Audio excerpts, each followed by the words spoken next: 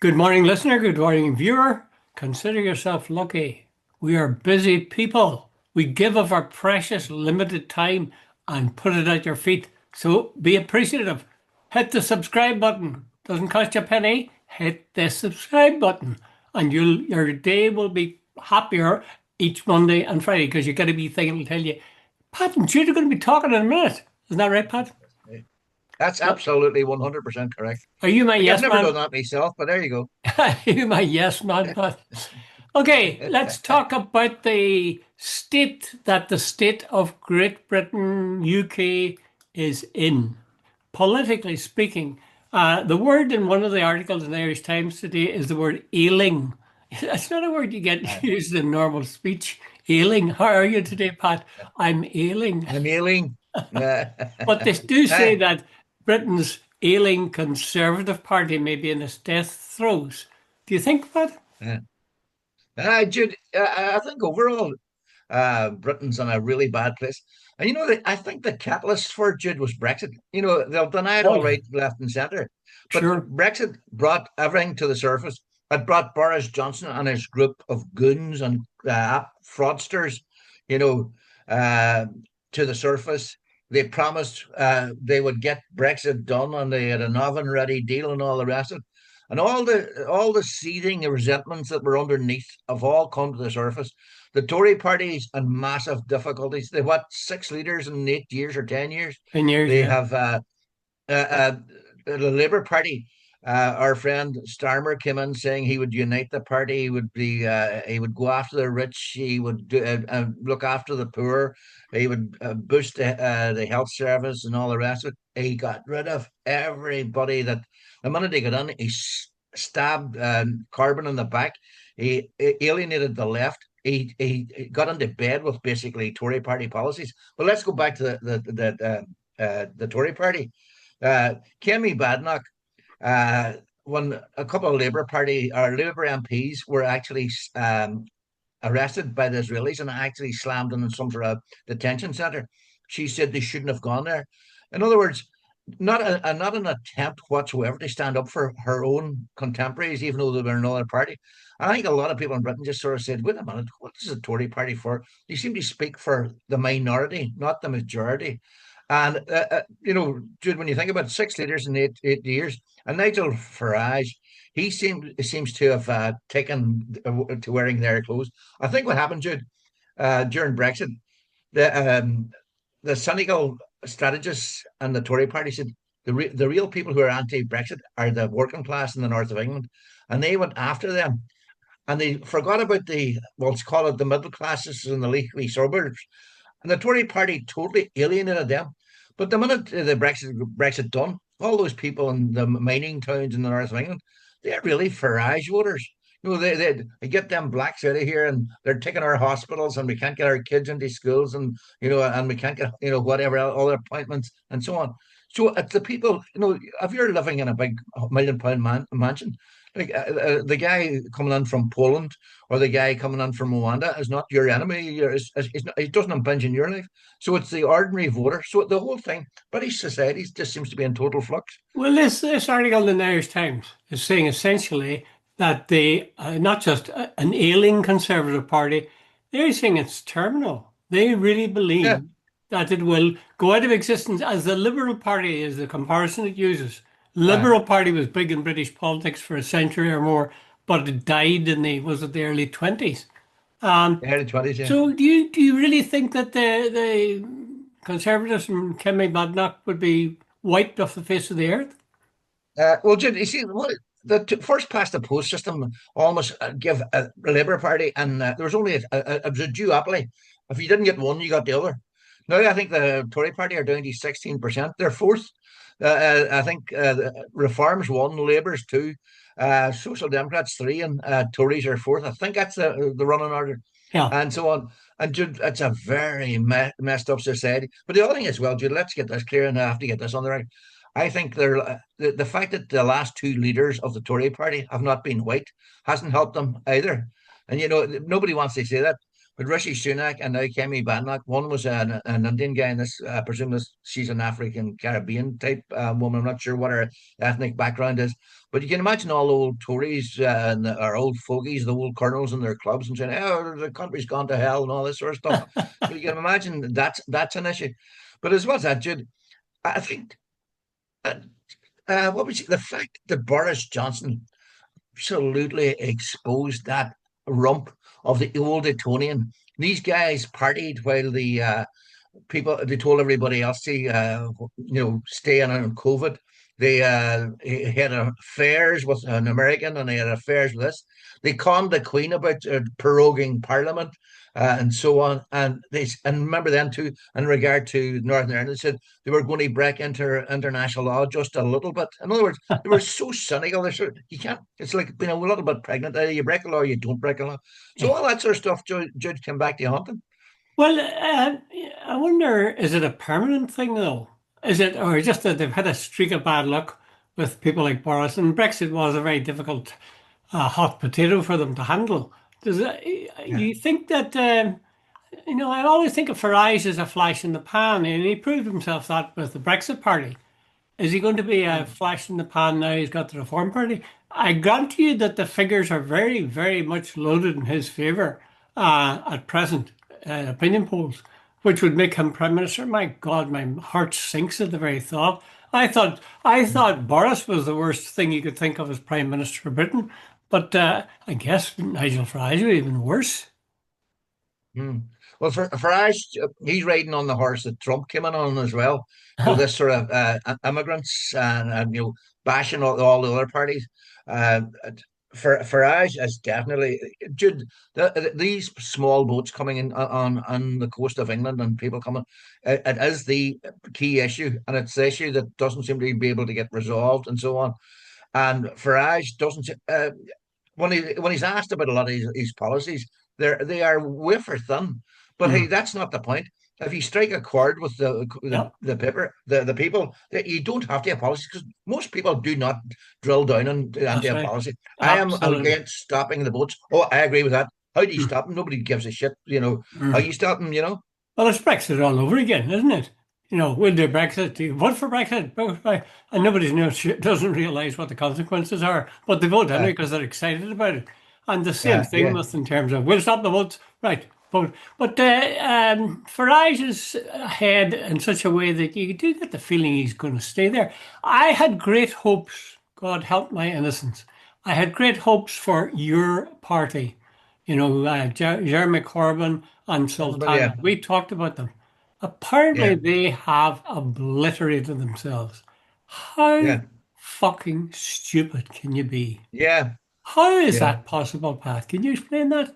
You'd think that they had it all worked out before, but the left always shoot themselves in the foot.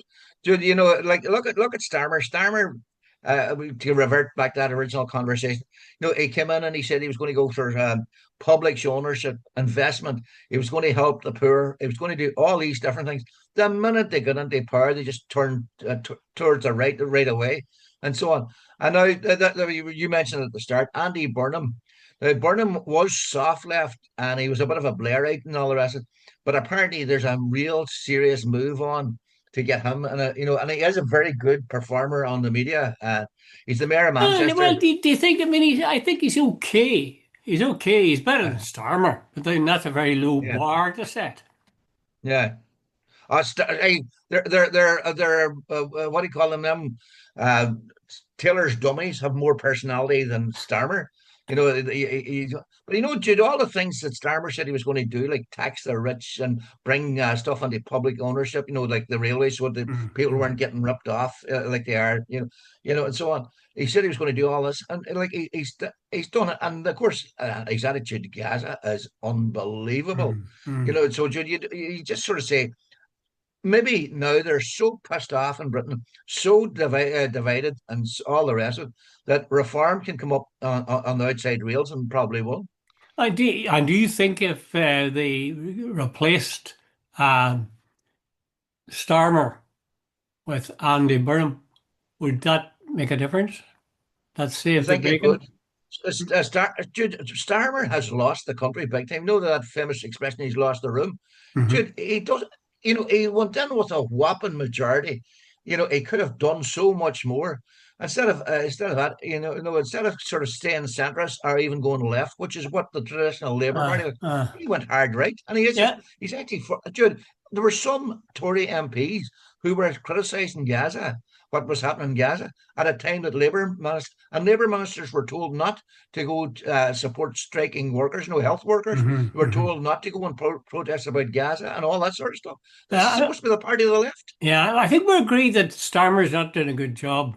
But the question is, would Andy Burnham do a better job? Well, A put it like notably this: better job. he could maybe the corollary is he couldn't do a worse job. So anything would be an improvement. Yeah.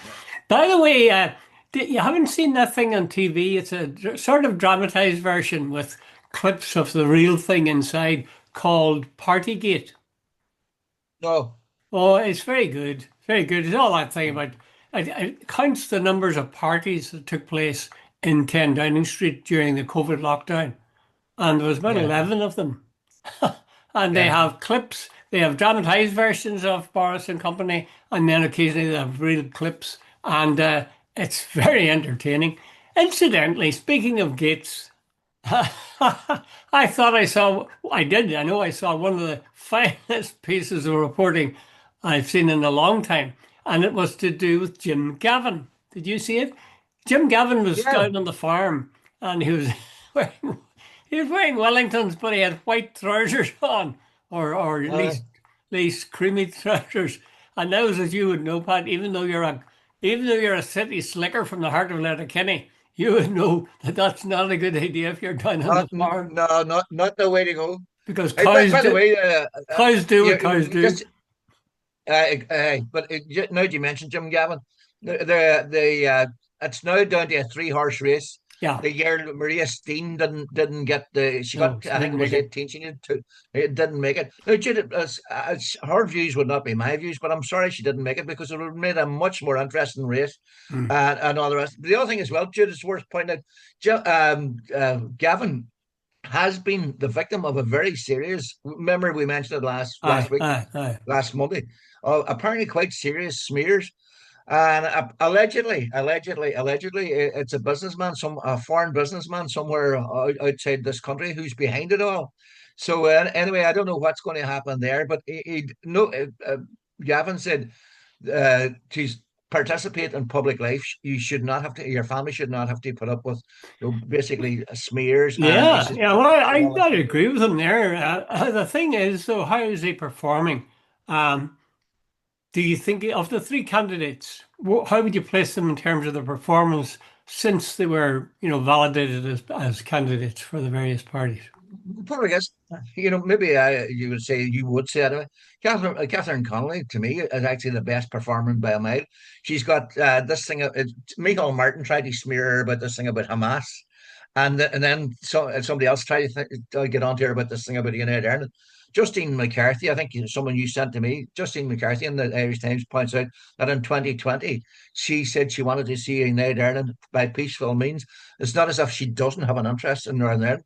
I was listening to her on the drive time in RT the other day, and she said she's gone quietly to the north on many occasions. And so on. Jim Gavin is just a Fianna Fáil candidate. He's going around doing the chicken dinner circuit type thing. And Heather Humphreys, Jude, I don't agree with this, by the way. She's got sort of a few smears about the fact that she took part in Orange Order parades when she was young, and her husband's still a member of the Orange Order. Jude, look, I'm getting this on the right. I couldn't give a shit. And she strikes me as a nice woman, and I don't think that sort of stuff does us any favors. Well, I think, yeah, I agree with most of what you say. I'm not sure with the Orange Order one. Certainly, I don't see Heather or presumably her husband as being raving anti-Catholic, Not at all. It's orange rubbish. people. But Yeah, the yeah. fact is that if her, well, she was first of all, she was very reticent and would say that was her husband in the Orange Order. She said, "Well, I'm not. You have to ask him." I mean, that was sort of Yeah, surely that's she stupid. anticipated Yeah. that question. She should have said, "Yeah, it was for 25, 30 years." And Yeah, it was yeah, a day out for us and we enjoyed it and so on. yeah. It's Come part of our clean, come tradition. clean, Deal, not deal. backing off from it Yeah. because it looks as if you've got something to hide there. Um, Exactly. Yeah. the other thing is, of course, I think she knows that for many people, including myself, they are aware of the fact that the Orange Order is an anti-Catholic organization. Yeah. However good it may be as a day out and a picnic, as she talks about, I think, and meeting up with old friends, I can see the benefits of that terrifically clearly. But the fact is that at the heart of it, the Orange Order is an anti-Catholic organisation. Everybody's Mm. welcome to join the Orange Order, except they're a woman, except they're a Catholic, except they're married to a Catholic, and so on. It's Aye, daft. but Jude, you're 100% right. But I'm cutting across you here deliberately. And I agree. That's 100%. You're 100% accurate. But the thing about it, Heather Humphreys, and you're dead right. The other part, she should have come out and said, "Yeah, I was when I was young. I used to participate in Orange parades, and my husband's on it. That was part of our tradition. I did not mean it, and like I am not responsible for the Orange. That was just part of our tradition and part of our culture. I am not anti-Catholic, as she's been proved many times Mm, because she isn't. mm. All the rest of it. But as you say, the fact that she was so weak in and defending her position, and obviously she hasn't got very good media advisors because they should have told her, "Hey, minute you're explaining, or defending, you're losing." Well, come clean anyway. At least don't Mm. sort of dodge right back and say you're not. Somebody said she suffered from amnesia for a while, and then she recovered in terms of whether her husband was in the Orange Order or not. You see, it looks as if she's something to hide. Then the fact that the Orange Order is a kind of a toxic organization, a Yeah. combination of things made that a bad moment. I think she lost a few Yeah, she's percentage got points there, I that's would what say. when you asked the question. So far, Catherine Connolly, I think she's I think she's quite impressive. Micheál Mm, Martin tried a wee bit of a smear about that Hamas thing. Why doesn't she just come out and condemn it? mm, Why doesn't he get the occupied territories bill through? mm. Which is far more important. Okay, well, just before we go to Catherine Connolly, what do you think of Jim Gavin's performance so far? What I guess Apart from his 5 out of trousers. 10. Aye, no, Judy, he's done not. Like he's said nothing, done nothing. He's a safe pair of hands. Like put I guess, Jude, if you ask me what he's actually said, I can't remember nothing. It's sort of watery milk, if you know what I mean. That's right. That would be the impression I got too. And I thought, I mean, I know this is a habit they have, especially in the States, but here too, and in England, where he was doling out hot dogs or something behind a stall. Uh, That kind of thing annoys me I terribly. hate that stuff. It It's seems to me to pathetic. be taking the public for bloody children. Oh, Yeah. isn't this exciting? Look at him actually. He's like us, Oh, just look, yeah, look at having a barbecue. here's some here I am down the farm with me white trousers. Do you ever see a farmer with white trousers? Fuck off. Yeah. What about, well, I'm trying to think, did Heather have any equivalent? Was she involved in any activities, like behind But the I just can't counter? remember them. Yeah, Uh, yeah, I can't but remember them. nothing particular. I certainly remember her smiling and talking and looking to children, shake hands in a warm kind of way, but a slightly awkward way Right. as well. Both of them actually, and now we'll come to Catherine Connolly. I think both of them looked like slightly adolescent compared to Connolly, who looks like a really grown-up woman. I mean, Yeah. actually, if anything, she looks a bit old. Um, but the fact is, there she is engaging with topics that are important to her and speaking about them. And I thought that was just terrific. Before I leave Jim Gavin, what did you make of Jim leaving the gate open? Right. He obviously knows nothing about farming etiquette. Even I copped onto that one. Did you You don't know? leave a farm gate Uh, open. he's on video. He's on video. He's doing it. It closes and then it opens behind him again. Yeah. Uh, Yeah. did you see the headline somebody had? It was an example of party of gate gate. So I thought it was Hey, quite oh God, terrific. yeah. One of the best headlines I've seen in a long time. But Gate Jude, gate. you sent me on this thing about Connolly. Aye. Justine McCarthy made the point if the North was allowed to vote in the election, Catherine Connolly would stroll in more than likely Remind me of because why she Sinn said that, Féin. Pat. Can you remember why she said that? Yeah, she said basically, if you add up all the votes in the North, Sinn Féin got what was it, 300 or whatever it was, I think she came up with a figure, something like 330,000 votes, which Yeah, are basically pro-nationalist. So she said that, and so on. So she says, if you add them to the vote in the South, Catherine Connolly would be way, way ahead, and so on. And she says, isn't it ridiculous that somebody like Mary McAleese, who's lives about who know this now, this canal or something they're going to build, quite literally only 5 miles would have sort of distance Mary McAleese from the north to the south. Yet here's this woman who could stand for election in the south but couldn't vote for election yeah, in the south. yeah. And the thing is, you've made the point consistently that people in the north should be allowed to vote. It is for the president of Ireland. It's not for the president of the Republic, and we've mentioned that before. Jude, there has to be some way that they could give the franchise to the people in the north from here on in. There has to be. Well, I agree with that, Pat. But I would like to think that maybe a border poll take place before that becomes an issue. Yeah, Certainly, I yeah, think Sinn Féin are keen. I think that's part of the reason they delayed. They wanted to make it appear, I think, that Catherine Connolly clearly was committed to the idea of a border poll or a united Ireland yeah, before they would give her their support. And I yeah, think she's made a couple of statements about United Ireland and seeing good sense of it. I'm reading that book, as I told you, by about not by, but about Charlie Haughey, and yeah, they are talking about a correspondence he had with different people, and he has, because of his boyhood days were spent in the holidays in Swatra in County Derry. He yeah. has a feeling for the North that many of the people in the South, politicians, Do don't not. have or didn't have. But he is quite scathing in terms of the Excuse point of me. the border. He says he said to one person, I think in a letter, that he never crossed the border, but he felt angry with the stupidity of it and the way in Yeah. which it was inhibiting the natural development of the country, which I must say I agree with completely. So And I think let me read Catherine that. Connolly might keep that sort of conversation going. I certainly hope so.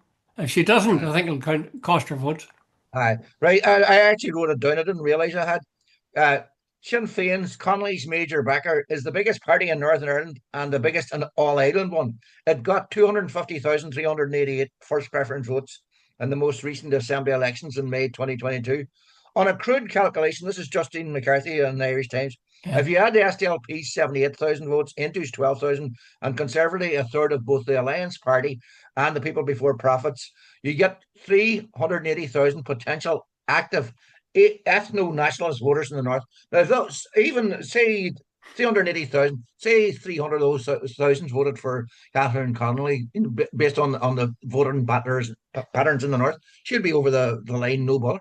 Oh, yeah. But the fact is, Pat, she doesn't have those votes from the North, the way No, things are that's set up but at the present. point. But that's the point is, Jude, the people in the north voting. What and it is the president for the all island. Of The course, people you did. under the Good Friday Agreement, Jude, you're Irish. I'm Irish. I know we should be allowed to vote. Oh, I am absolutely. allowed to vote. Well, Jude, you are allowed to vote, yeah, because you're on the other side of the uh, border. But I agree with you. But we have to face up to the fact that we don't have that now. And the question is, will Catherine Connolly outpoll the other candidates? If isn't it a single transferable vote? You can put number one well, and Jude, I number thought it two was no. There's transfers as far as I all the remember. Now way. there's One, two, transfers. three, is it? One, two, three. Oh, I see. Yeah. Well, in that case, I don't think that Catherine Connolly has too much of a chance, really. I think if it was first Well, past the Jude, post, she there's a might well do lot it. of people. But I Yeah, mean, Fianna Fáil and Fine Jude, there's Gael are so, going to give each other the second vote for sure. Yeah, probably, and you're probably right.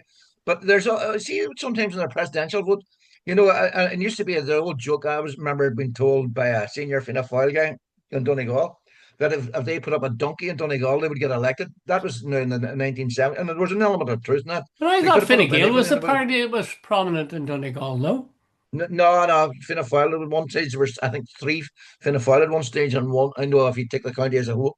No, Oh, it's shifted now. It's Sinn Féin's the predominant party. hmm, But anyway, hmm. hey, just changing the subject totally, moving off to something totally different. Did you watch Trump's famous speech at the UN? And Oh did you God. see the thing about the escalator and then the teleprompter? Yeah. Okay. Well, let's go to the important thing first. The escalator. Was it a deliberate ploy by somebody, or was it set up himself by Trump, or was it just one of these things that happen? Someone did. I sincerely hope somebody did it deliberately. I really, genuinely do, and I hope the guy who the teleprompter is the same. I think there should be little messages of resistance everywhere he goes. Somewhere, somebody shits on the carpet, hopefully, and he slips on it. Somebody or the red carpet that somebody leaves when he's drinking water that somebody's put a bit of urine in it. Anything at all, dude. I don't care. Like just to let him know that he's despised and despicable. Yeah, well, that was one. It didn't seem to take a hair out of him. I mean, you see these serried ranks of the United Nations, and he was weighing into them like nobody's business. Telling them you've gone to Yeah. hell completely, as if Yeah, he. he saves or solves seven wars. Does anybody ask him what the seven wars are? I know. You Right? see, He has already brought in 17 trillion to the economy. He hasn't. That he solved. Jude, and you mentioned it the last day, and we mentioned it. The alliance between Russia, China, India, and some of Brazil. Jude, that's happening. hmm And so on. And I don't know how much attention the Americans are paying to all this. Yeah, there are a lot of things that could be said about the situation. Maybe it was a podcast I was listening to, and they were making the point that the Trump is using economic levers or economic gags to shut people up. Uh, so if you have protest on a campus, for example, he'll threaten to and will withhold funds from the university. So the university, in most cases in the States, they bend the knee. The same thing with anybody who's got companies, whether it's social media, whether it's a normal business. If he doesn't like them or they say something against him, he'll find ways of defunding them. So, Yeah, according to this, most of these companies, most of the media outlets, most of everybody is bending the yeah, knee. They're saying, look, yeah, I've got a family to feed, I've got a company to run, I've got a radio station or a TV station. So I don't want to get into a fight with this guy. I'll just bend the knee quietly and get on. And I'll tell you something that rings terribly true because most people don't want to get into a scrap with somebody who's very powerful and who could yeah, A, ruin their career and B, ruin their lives maybe because, he's a yeah, habit of goons grabbing people and throwing them into the back of a yeah, van and taking them God knows where. Actually, it's very worrying. I said to a woman on Facebook, she's an American, I said, it looks to me, or looks from this side, as if he's on the way to being a dictator. And she said, well, it looks like that from this side as well. Would you, yeah. would you go that far, Pat, or is it Jude, just a bit of, no, you watch it. Dude, he's using blackmail. He's using the guns and the ice. Universities, as you say, protests have been cancelled. Like the one bright spark was Jimmy Kimmel coming back. I know that talk show was cancelled by Disney, but hey, Jude, within about 48, 72 hours, the company had lost something like 4 billion because of protest. So, Jude, the resistance is growing. Mhm. It really is. And I think I read a guy whose name escapes me totally. He said he had been a political analyst for about 50 years. Yeah. And he says, he says, I think I can smell what way the wind's blowing or whatever the term is. And he Uh, says the tide is turning to mix metaphors. He said a lot of people who thought Trump was great, he says, are starting to say, wait a minute. He says, even Ted Cruz says this thing about having to go at the media that and not being held accountable at all. And like but, he wants but, now, Trump as well wants your man Comey uh, prosecuted. He wants somebody else prosecuted. In other words, there's no question that the law. Pam Bondi, his attorney general, has been totally weaponized to go after his. hmm. Um, for political ideological reasons, not for legal reasons. Yeah. Well, of course, I mean, it's like Machiavelli said, it's much better to be feared than loved. If you're a Yeah, leader, if you can put the fear of God into people, that's better than to have them loving you. And that yeah, I think that's the case with Trump. The way this story was told, it was on this podcast I was listening to, and this is from America. guy called Ezra Klein was interviewing somebody, and he was making the point that again and again, the economy. I'll shut down your radio station or your TV station. Yeah, I'll make you lose that high flying job you have. People don't want that to happen. And as happens so often with dictatorships, looking the other way encourages them. I mean, this is awful to say, and maybe we're exaggerating it, but I think if we're still alive, Pat, in 2 years' time, 3 years' time, I think Trump will be a dictator by then if he keeps on the way he's going. And then he can yeah. say whatever he wants. He can say, You- you- no you- election, The, no mid- the, election mid- in 2028. the midterm elections next year are going to be crucial. If he gets a mandate for what he's doing now, America is gone. America, as we know it, is gone. I wonder would that, just let's suppose he became a dictator. Would that lead Mm. to any rearrangement of international affairs? I mean, would Russia still be his enemy? Would would he still be on the side of the Ukraine? Would he still be on the side of Israel, or would he feel I know freer to do what he wanted to do? those are all hypotheticals. Gavin Newsom was on a program the other night. I saw a clip of it, Yeah. and I am genuinely, the governor of California, Yes. who's emerged as the sort of the main Democrat. He Uh, says, I am deadly serious about this. He says, I worry whether we will have an election in 2028. He says, basically, he thinks Trump is going to pull some stunt that there's a national emergency and will postpone elections. I think that's perfectly possible, and it's a sort of a saddening thought. Um, Anyways, I've got flesh and blood over there, and I don't Yeah, like the sound of it at all. And yeah. yeah, I don't want to say I too mean, much. here's the other thing. There's two things. Apparently, all charges against Makara, Oh, from yeah. kneecap, were dropped this morning. Aye, because they Apparently, applied too late. They uh, applied it too late. apparently, all three guys arrived this morning with tricolor balaclavas. They were making a political point.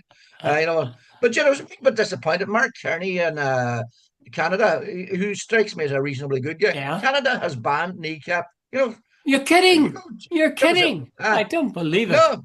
Why Uh, did they give grounds for that? See, the Jewish lobby in Canada is very, very strong. I presume, but the kneecap. And the other thing, because we're going to have to go shortly, the other thing is Tony Blair apparently as a putative temporary leader of Gaza after the war. Aye. Right, what's your opinion on that, Dr. Collins? Well, I think that's Tony Blair all over. I mean, these guys who have been in power, prime ministers or whatever, they sort of bask in an afterglow after they leave the office, and they make a lot of money out of it, actually. And that's the long and short of it. Yeah, They get these jobs, and one of these jobs clearly is there's a lot of work to be done in Gaza. It'll be interesting to see whether or not he actually helps the Palestinian people, or whether he does the will of Israel. Um, yeah, I'd be fearful. I'd be fearful that he would be edging towards Israel in terms of how Gaza set up. absolutely. One thing that I really was annoyed by, they said Palestinian Authority have Yeah. announced that there'll be no place for Hamas in the government. That's outrageous. I mean, if you believe in democracy, it was the people that elected Hamas, you know. Uh, So they're saying now you're not like. Though, in It sounds fairness, like should it once, sounds like Sinn Féin, doesn't it? that's true. But once Hamas got into power, they scrapped the election, so they're not exactly good guys that way either. No, they're not. But I mean, they might have scrapped them. But let's have another election. Let's have a Yeah, straightforward yeah, I agree election, with you. and I'm don't just be making that barring point. people before the election takes place, Yeah, because you're yeah. doing the very thing that you would say they were doing. Final point, and we've only 30 seconds of which to get it. Um, Somebody said that there's only one of the three people running for Irish president can speak Irish fluently. Uh, What do you think? uh, Does it matter? well, no, I wouldn't hold that against anybody. Michael D's fluent, Catherine Connolly's fluent. I don't doubt very much Jim Gavin is, and I'm sure No, Helen he's Humphreys not, isn't. and So neither is I wouldn't hold that against them. wouldn't. Yeah. Well, Yeah. Dev was asked in 37 or 39 or something, and he said if he could have a choice between the language coming back and be spoken by all of the people, or the unity of Ireland, he said he would go for the language. Interesting. Get back to I don't think school. Get back to I, school. Go on to I'll get Duolingo the after this. then send everybody back to school. Okay, Pat. All the best. All the Thanks. best, Jude. I never On did that note, explain Disney, but I will the next day. uh, bye.